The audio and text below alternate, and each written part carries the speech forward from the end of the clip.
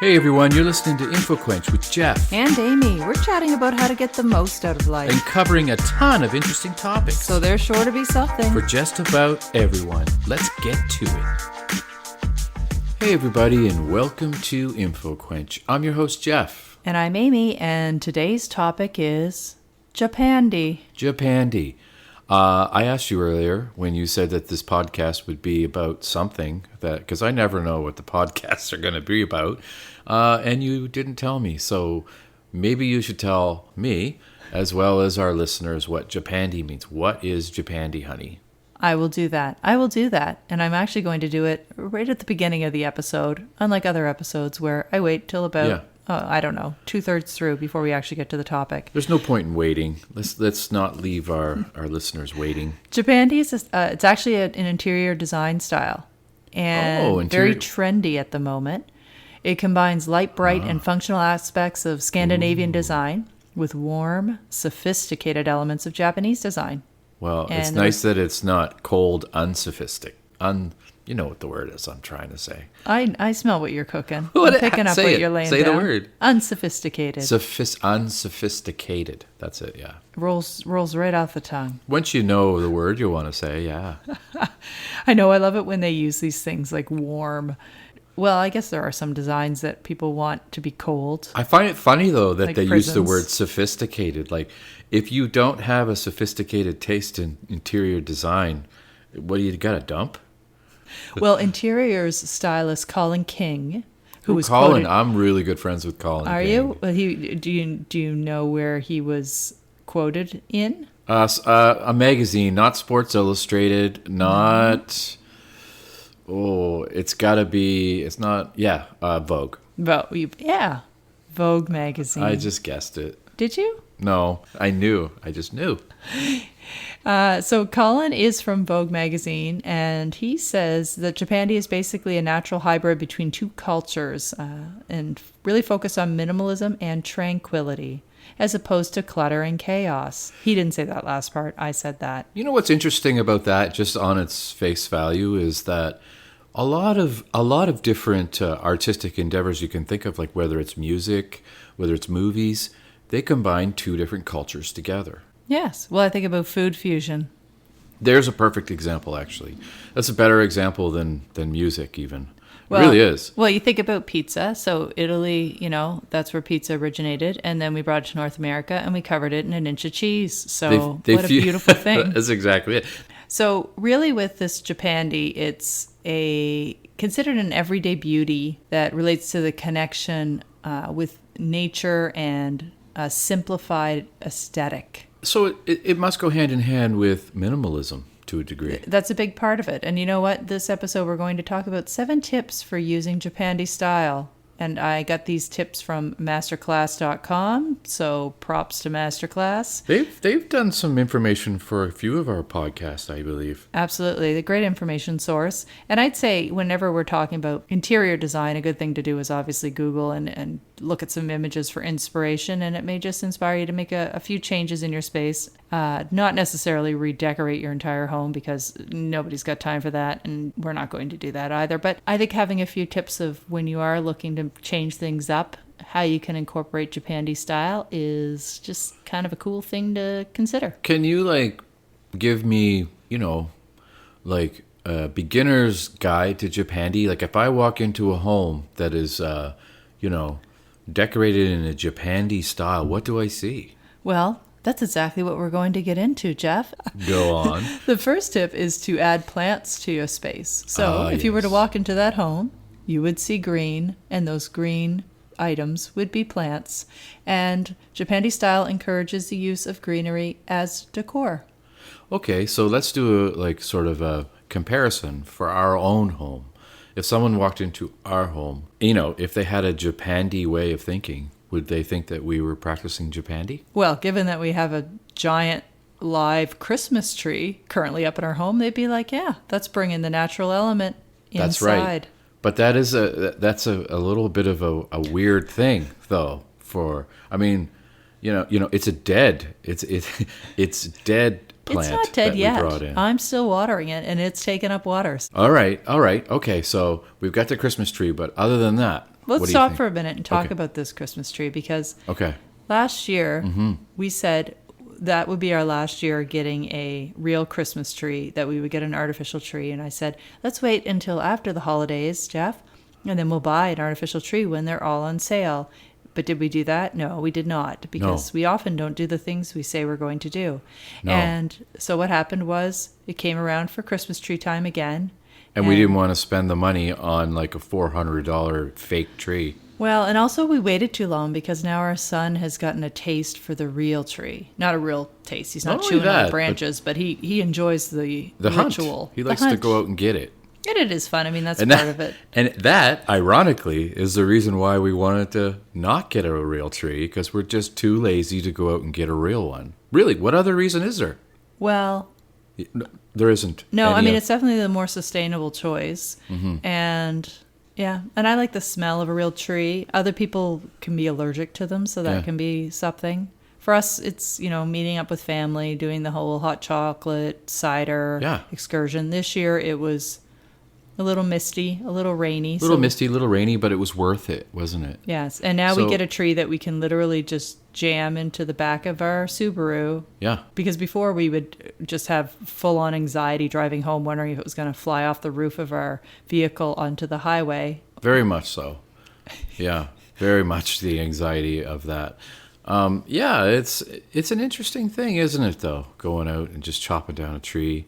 And my goodness, the prices have increased this year. My goodness, they have, Jeff. My goodness. I'm glad you brought that up. Yes. You know what, though? We got a really great tractor ride during our Christmas tree hunt this year. It wasn't a short one either. It no, wasn't like the a price of gas 2-minute alone was probably, worth half the tree. Absolutely. Absolutely. And then we got home, and I have this tree stand that I absolutely love that is over 20 years old, that I bought from Costco. It's cast iron. It's just a really beautiful stand.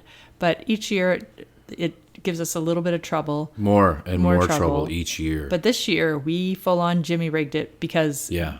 we got a went small... downstairs and cut a piece of hardwood, Yes. put it on either side of the eye screws that go in, that bore into the tree, and then it was what? It was solid. It wasn't moving. It wasn't going to fall over. See, the problem was, I'm not going to get into it too much, listeners, but the trunk of the tree was too skinny, and when you put those little screw eyes in there and dig it into the tree, it didn't work. So No, anyway, it didn't work. It kept slipping one way or the other. needed and reinforcement. So then I Googled it, as Jeff held the tree, and then I got my iPad and Googled how are we going to deal with this.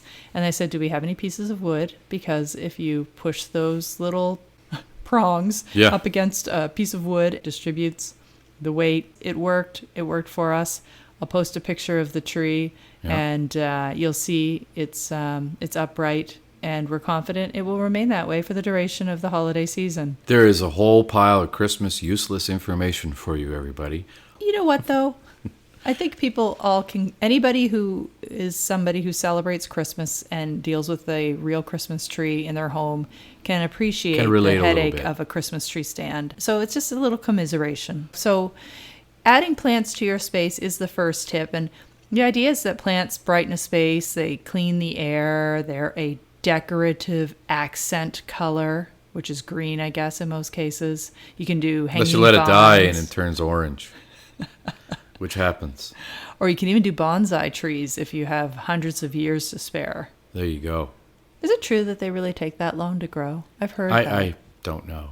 All I can, I only know from movies. from and- Karate Kid, right? Yeah, That's Karate exactly Kid. the movie that we all know bonsai trees we from. we have a really nice plant that you brought. That plant is from 1997. It is a Benjamina ficus, which is, a lot of people are familiar Ficus. with the ficus tree. They're used a lot in like mall settings and such, but this is more of a bushy variety. It was really small. It was given to me when I was in university, and I managed to keep it alive all these years, which is You now, what, really did. 26 years later? We Yeah. recently repotted it, which was no easy feat. It doesn't get any There's a lot higher. of cursing involved, I won't lie. And it's root bound. We can't put it into a bigger pot, because if we put it into a bigger pot, it's just going to hit the ceiling. Yeah, yeah. If we move, that plant probably has to stay It's an in this interesting house. plant because almost all the leaves fall off. I mean, every year I think it's dying, and you're like, no, no, no. It just does that. I know, and every year I have to say that. Yeah. I just never remember. You never remember. Because I'm just so used to plants dying around me. The second tip, and you're going to like this tip, Jeff, around Japandi is to bring in natural light. If your space is low on natural light, you can use mirrors that reflect some light into the area, and you can also add floor lamps to provide a cozy, warm glow. I don't think there's anything I like more in my space than natural light. I love it. You really I do. always notice it. And I would say that I'm kind of light sensitive. I don't like bright lights. I don't like we got that. The heated blanket? The heated blanket. And the controls are just like it's ridiculous. Next level glowing. It's ridiculous. I'm going to make a little sock cozy for it or something like that so that I don't have to see it. That's what I'm going to do. That sounds like a fire hazard, Jeff. No, it just sounds like a light diminisher to me. I don't know. I mean, they're brighter than a clock radio. I don't know how other people... Do they still call them clock radios even though we never listen to the radio on it? I think they just call them alarm clocks now. They don't. Okay. No, I also don't use the alarm on it. I use my phone. Yeah. Maybe most people don't even have them. But yeah. Yes, bringing in natural light is a key element of Japandi. Love it. Love natural light.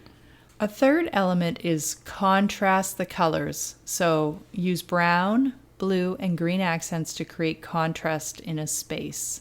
And you know what I love about those colors is they're really natural colors. Like they're neutral things you find in nature, brown, blue, and green. Yeah. And again, if you Google Japandi and you look at some of the photos of how people use that style of decor, it's really cozy and calming and comforting. Just be careful not to go to the propagandy Japandi sites because... Would that be Wish? Would that be one of the... Yes, that would be Wish. I think when any product is a little lesser than, we always call it the Wish version. But yeah, I'm sure there's some Japandi propaganda out there. Yeah. We should clarify what Wish, what that all means. There's this website where you can buy pretty much knock off anything, like, iPad and all this crap. I think it's just wish.com. Wish.com. That's the actual and domain. Then, but the thing is that it's never ever good quality, but it looks like really good quality. But Yes. it's just horrible. I'm sure somebody has at Yeah. one point got something There we good go. off it because it still exists as a website. Yeah. I'm sure that there's some good stuff on there. I got some art supplies on there before, and it wasn't so bad. So if you want a whole bunch of crap, Yeah. that's the place to go. Just wish for it, and it will come true. So, if you're looking at incorporating those types of colors, rather than going and doing something in like pure insanity like painting, Yeah. Well, yeah, we've done our share of that. you can actually just pick up a few, throw pillows or decorative items that have those color elements in it to, Which we add the did color to recently. your space. Mm-hmm. Number 4, Japandi, declutter the space. So Japandi focuses on minimalism, simple lines, open knew it. spaces. So decluttering is essential. And if you are going to go about decluttering, sometimes storing things away can take them out of eyesight and give you that clean look. Using natural storage situations. I love that they use situations, not solutions. And I feel like they purposely did that. That wasn't a typo in the article. They actually said for the tip. I don't know. Are they actual situations? Like people don't Use natural people don't go like, we storage. got a situation here. And it's a wicker basket. But they do say we got a solution here. Natural storage situations like wicker baskets or Yeah. bamboo screens to hide excess clutter. I just picture a bamboo screen and just having it just piled behind there. Just Oh, yeah. You just move that bamboo screen and stuff's just Right to the very top of with records and books and just everything. Lots of dead old things. Christmas trees. Yeah. Thank You God know- we don't use tinsel, by the way. I'm just going to say that. Anyway, go ahead. It'll That's come that's my back. tip for this Tinsel's going to make its way back around, just like the garland. We used to decorate with this, the really sparkly one. garland. It's kind of the worst environmental thing you can think of. It's like we sparkly reused ours. plastic. Yeah, per strand, right? You Yeah, and then That if it got is too so wrinkly, my mother impressive. thre it I've out. never heard of anybody reusing tinsel. It's Oh, always yeah. just left on the She tree. hung it up gone. strand by strand, and there were rules. There are rules around the tree. There Ornaments. still is with our There tree. are. Ornaments can't like rest on branches sideways. They need to hang freely, and Okay. they You have need to to be, hang freely. They. Okay. Very I'll Christmassy. leave that one there. You know what though? I want to talk about is Jeff has an obsession with looking at marketplace listings on Facebook Marketplace, I which is do where enjoy it. people sell secondhand things. And the thing is he doesn't often buy anything, but he loves to look at the pictures and read people's descriptions. Sometimes I do, yeah. And sometimes they're so bad. Well, when there's mirrors or reflections in television screens, you can catch Yeah. some pretty good stuff. And one of the more recent ones he showed me. Did I show you? I don't You even know showed what me this one. is. There was a description. A woman was selling a desk, Yeah. and she said it was a really big, heavy desk, and that it needed 2 strong men Oh, to yeah. carry it. It's too strong, man. Essentially, she was just looking for 2 strong men to come to her home. Yeah. Yeah. And so there was a picture of this horrendous And capture desk. them and put them down into the dungeon forever, sitting at the desk. But some of those pictures are just a hot mess. Like Oh, they yeah. really are. Like what's going on, and I don't know, it really makes you, if you want to feel good about your own clutter situation or what you perceive to be clutter in your home, just Oh, I know. surf around on some of those marketplace photo, or maybe, where else would there be? Kijiji, other places that are selling used goods, and Yeah. just have a look at how some people are living. And I'm not saying, some people have different situations. Maybe the kids, I'm not talking about just toys, or this is next level. They've never heard the word minimalism or Japandi, for that matter. There's Bringing it back. You notice underwear that? hanging off of lamps, all kinds of stuff's going on. I like this next tip. Tip number 5 around Japandi is to mix up the furniture. Japandi furniture can feature various materials, textures, and colors. So you can mix up a space by adding a chair or a coffee table in one of the accent colors, or putting different kinds of furniture together. This is basically how I've lived my entire life. Really? Yeah, look around our house. When have we ever bought furniture? Oh, Well, brand new as a matching collection. I remember having to twist your arm to get the couch and love seat that we've had for, 8 years? Okay, well, so they match, and they're high quality items. They're that black were- leather. And they were a good price. So, okay, that's an exception. But no, I think our entire house is a hodgepodge of furniture. So it's great. We were doing Japandi, and we didn't even know it. Yes, it's true. I think it's more so just not wanting to be wasteful. It's not, I want one new chair, so I'm going to get rid of all the other furniture so it matches my chair. It's like, no, just throw it in there and get rid of the stuff that's broken. Throw it into the fray. All right, so number 6, and it kind of fits with that. Shop sustainably. So instead of placing a large order of furniture from a big box store, slowly choose a few high quality items that are well made, with natural materials, and that have a specific function in the space. And Japandi also focuses on artisanal, handcrafted items, so you can use the opportunity to support local artists and furniture stores and look for So they're not timeless sponsored by pieces. Amazon or anything like that. No, so it's the idea of, thrifting, or just seeing what, maybe if local artists are refinishing furniture. You know I love or- thrifting. Or going to an auction. Yeah. I've picked up some nice pieces at auctions that are, Yeah. you get some good deals. That's true. You really can get great deals at auctions, especially if you stick around to the end. Because they don't want to put it back on the truck. So they really let it go for $5 sometimes. Whatever it is. $5. Oh, really? I've seen dressers go for $5, mirrors, whatever. Fun fact, Jeff and I used to work auctions in our spare time. That's right. Holding up things. I once held up a painting that went for, I think, $30,000 or close to Yeah. $30,000. I held one up on to that it went- really tightly, that Yeah. painting.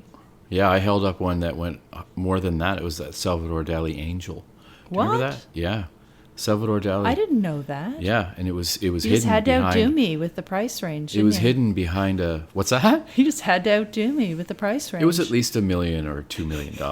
But Hope you you know, washed. I'm not Hope counting. you washed your hands first. oh, I did, yeah. Was it really a Salvador Dali? It was a Salvador Dali. For those of you angel. who I never don't told know, you about this. No, Oh. if you don't know who Dali is, he's the one who does like the surrealist, like melting watch. The melting watch. Yeah, I don't. It's probably Persistence not of called Memory. that. It's But called what is it called? Persistence of Memory. Oh, that actual piece. That's the name of that painting. Yeah, Okay.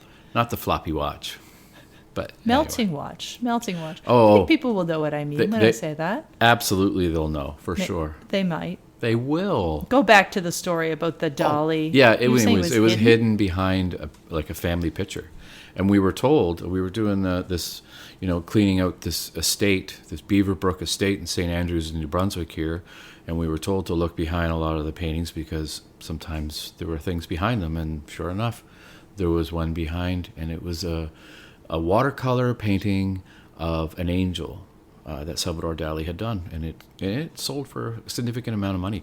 Actually, maybe I'll find a picture of it, and we can use it to promote the show. Well, I already got to put a Christmas tree up there. Now I'm going to have to put a Dali. Yeah, put the angel on top of the Christmas tree. Ah, I like how you think. There's no way I'm photoshopping that That's together. true Japandi style, honey. It really is. Yeah, that's fascinating. How do you go about authenticating that was actually... That's a good question, because it did take a long time. And it eventually came back that, it was...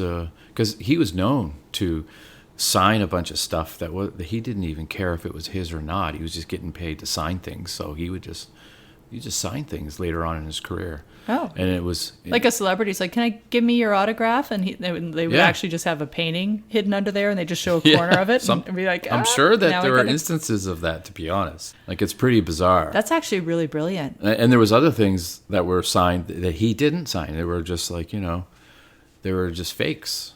So... Well, that happens. Anyway. So shopping sustainably, supporting local, you can't go wrong. All those things are good things. And by doing that, you're usually buying high quality items, not pressboard items like that pressboard bookshelf we have that every few years we have to flip over the shelves because they start to bow and warp from the weight of our books. Hey, at least we've got a plan. We do. It's like flipping mattresses. We just flip over the shelves. I think it's really important that you just live with what you got for as long as you can. And as long as you can tolerate it and like it doesn't bother you, you should make it last for a long time. Why go out and buy new stuff? Well, like a television? We did that with the TV, but yeah, that's kind of hypocritical. But we are using the TV still. It's not like we threw it out. No, and it wasn't an extravagant new purchase. No. It was just one that was from the most recent decade. That's right. It's the newest thing we have in this house. Except for the groceries you just brought in. Oh, Those yeah. are pretty new. Remember that conversation we had a while back where I was like, wow, if someone came in and tried to find something of value in our home, I don't think they'd find anything. We've got the computer we do this podcast on, you bought what, 10, 15 years ago maybe? Yes, Yeah. used. Yeah, used. I was with you when you bought it. And then nothing else. Like I've got like an ancient record player and anyway, I don't know. Hey, when you go classic, it just works. Well, it's vintage. This computer as doesn't soon as really it's work old, that well. So it's vintage and then it's worth something. Yeah. I don't think vintage computers are a good example of things being more valuable as they get older. Well, I just mean like someone would look at this computer and go, that's not even worth stealing. No, because you have to hit the enter key like 5 times just to get the monitor to light up. Oh, it's ridiculous. This is why there's so much space between our podcast episodes. Well, the only reason why we have it is because we just use it for the podcast. We're like, it still works. So that reinforces what I said earlier.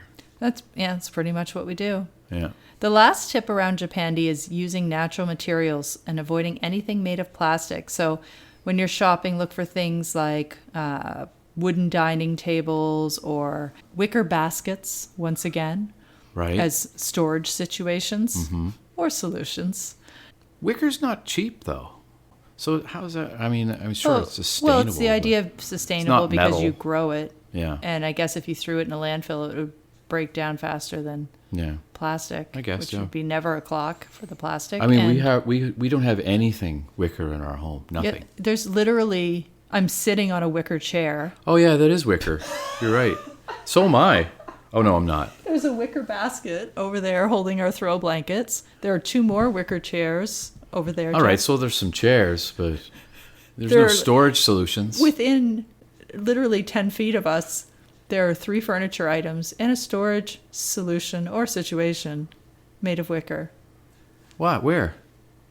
The laundry basket that has that's wicker. Oh, I've never seen What it. did you think wicker was? I don't know. It's wood, right?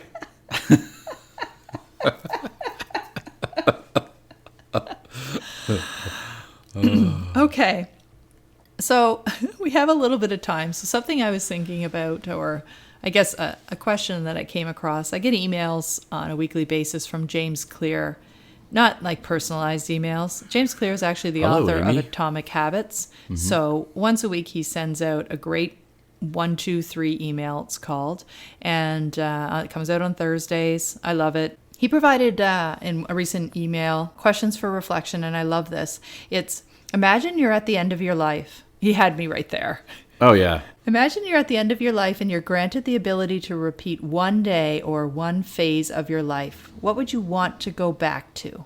And what does that tell you about how you should be spending your time today? So can you think of a day in your life that if someone said you can repeat one day, exactly the same way, live it all over again?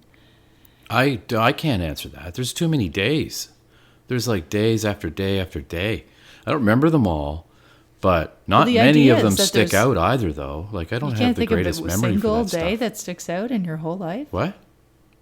There's no days. Well, I mean, obviously, there's the obvious ones that you would see anybody say, like, "Oh, the birth of my son."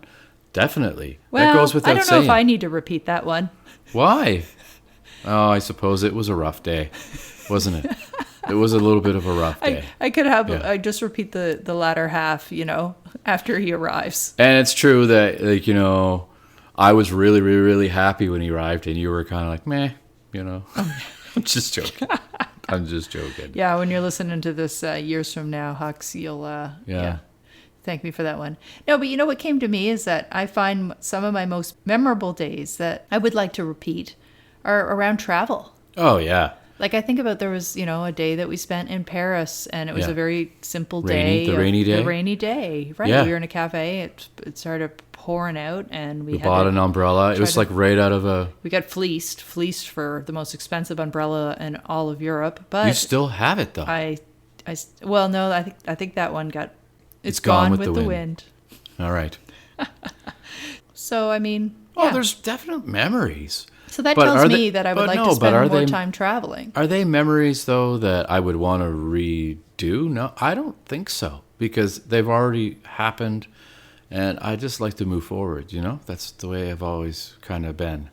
Okay. And I'm okay, hearkening back with memories to the past and stuff like that, but reliving them? Not necessarily. Sometimes the way forward is the way back. And We will- sometimes the way back is the way forward. We will end that That's Back from to the the Labyrinth. Future thing right now. It's from the Labyrinth. Oh, I seriously thought you were making that up. Can you please repeat it?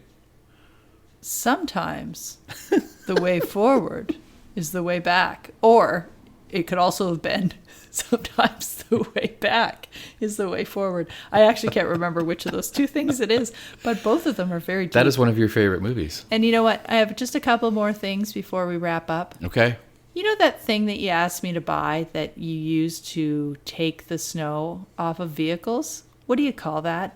Oh, what do you mean? That's the brush. That's the snow brush. Okay, so I went into the hardware store to buy one of those, and I said, can I get a car brush for snow? And they were like, what? Do you mean a scraper? And I said, well, it has a scraper on it, but that's only one part of it. Now, you have to live in a wintry climate, listeners, to understand what we're talking Did about. it come to blows? Because this is ridiculous. Well, You're both right, but so he walked me to the place where they sold them in the store, and he said, let's just look at the tag and see what it's called. It was he called, said that? Yeah. So he had to be right. No, he thought it would be scraper, but it was actually called a car brush. I feel like the focus isn't just on the scraper. There are scrapers that are only scrapers, but the brush is really a big piece of that puzzle. Yeah, and the thing is, right, when would you brush a car if it wasn't snow? You don't brush cars for any other reason but for snow. So you don't have to call it a snow brush. It's just called a brush. It kind a of bothered winter me, brush. though, that it didn't have its own good, clear name. When I went into the store, I was kind of like, do you guys have any of those things that I use every day in the winter for months out of the year, every year of my life? It's funny because I thought you were going to say, why is it still in the house? Why isn't it in the car yet? And I do plan to put it in the car. I did notice it was still in the house, but it's not snowing out at the moment, so I'll let that one go. And before we leave, Yeah. if you have a real Christmas tree, if Christmas is a thing you do, throw some candy canes on them, because they're just like, I don't know, it's like a little sweet treasure hunt to find candy canes on your tree throughout the holiday season. And I think that's just a cool thing to do. So Plus, it's so convenient because when you want a sweet, you just pick it off the tree. that's pretty much what it is. Exactly. About. If you can hang food from your tree, do that thing. I think that's awesome. Yeah. Thanks for listening, everyone. Thank you so much for listening, everybody. We'll see you next time on InfoQuench. Bye-bye. Bye-bye.